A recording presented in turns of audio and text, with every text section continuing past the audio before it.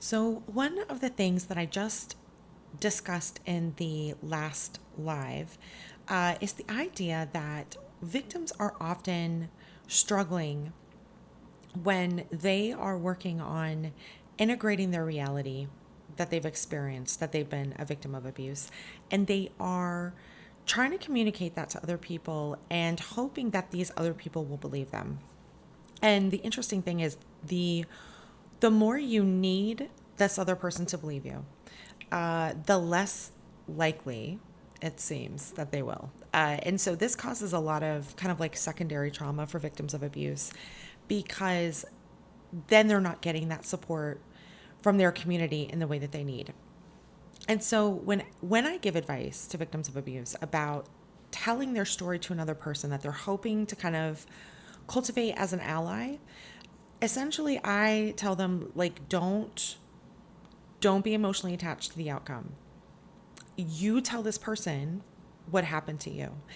And they may or may not believe you, and then kind of like come on your side, be on your side. But often, if you come in with this expectation that this person needs to believe you, it pushes the other person away. And one of the reasons is because we don't like being told a lot of the time what to believe or what to think. So it's going to feel controlling to that other person, and they're just subconsciously going to reject that, in my opinion. But also because if you don't believe it, if you are trying to get someone else to believe it for you so that you can then believe your own experience, that's like the wrong order of operations. From their perspective, it's like, well, you don't necessarily believe what happened to you. So why are you asking me to believe that for you? And this is why it's so important, in my opinion, for victims to be, engaging with like a therapeutic process with a good counselor, a good therapist, someone who can sit with you in your confusion and help you put the pieces together so that you can understand what happened to you. They don't have to be convinced in the way that, let's say, another person in your life might.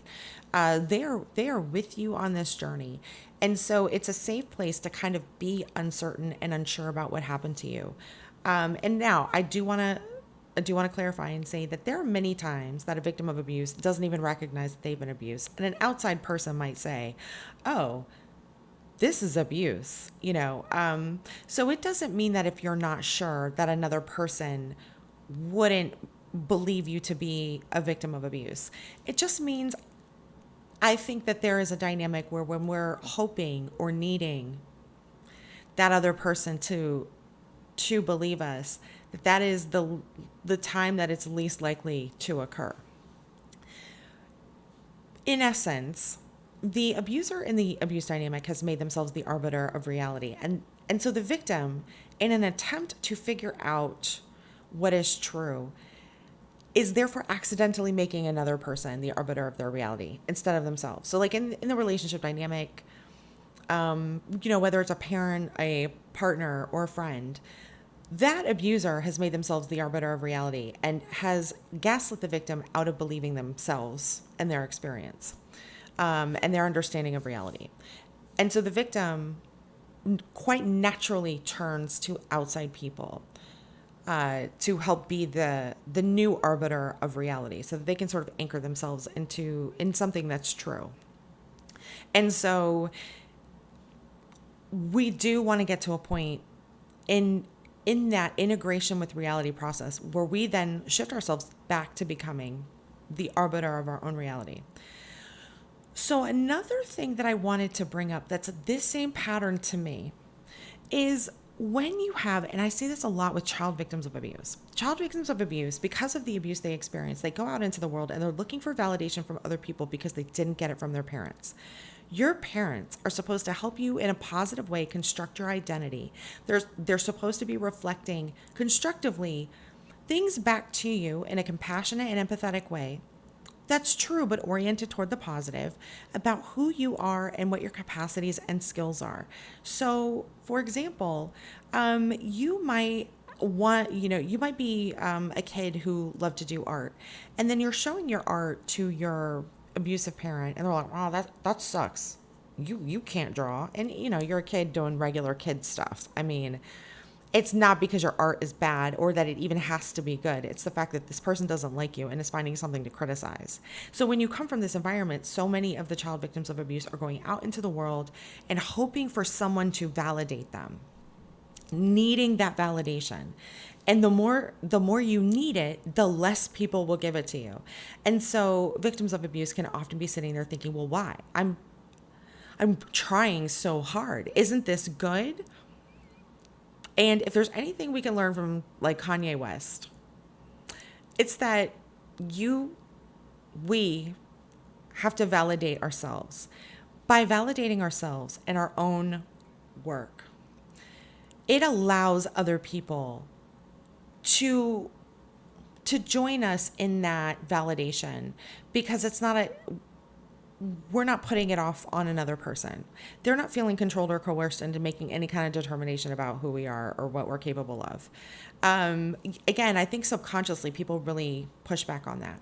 So when you are in a healthy place, when other people tell you things, there's a distance between you and this other person. What they tell you isn't necessarily true immediately. There's this space where you think about it. You take it under advisement. You don't just immediately take it in. You are a separate person from other people.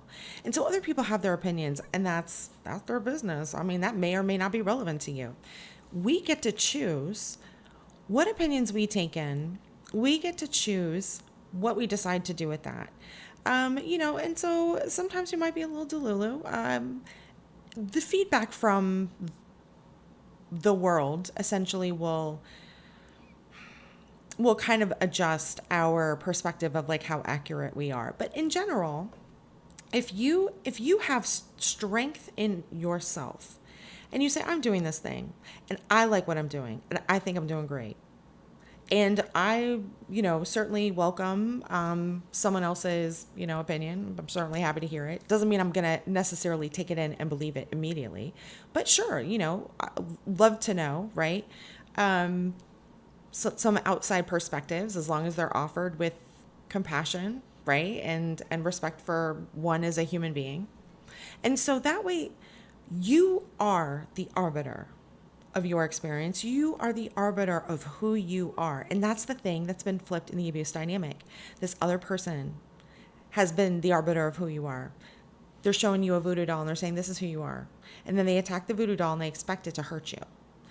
And so when we reclaim that we are the arbiter of our experience in this world, we are the arbiter of our reality, we are the arbiter of ourselves. We're validating ourselves. And so I don't want to give this information in a way that feels castigating. Like, this isn't to make anyone feel bad. It's just to sort of give a guiding eye to where being healthy looks like. This isn't prescriptive, it's descriptive, if that makes sense. So when you're taking this information in, it's more like, oh, how do I compare it to how I'm thinking and feeling right now? All of these tools that we learn, we incorporate it in over time, and it plants seeds that when we're ready for that to grow, then it grows. So this is not to tell anybody that how you feel is wrong. This is a normal experience for victims of abuse to be looking outward for help in affirming like our understanding of reality, for help in validating who we are and what we can do. And at the end of the day, the healthiest place for that to occur is here. And so it's when you can do that, it intrinsically provides a protection. And really, at the end of the day, having that protection is what allows you to not get into future abuse dynamics. Because then you'll recognize when someone comes in and tries to tell you who you are, what you're capable of, what reality is. You're already like, no, I decide that for me. Anyway, I hope this makes sense. And I'll talk to you next time.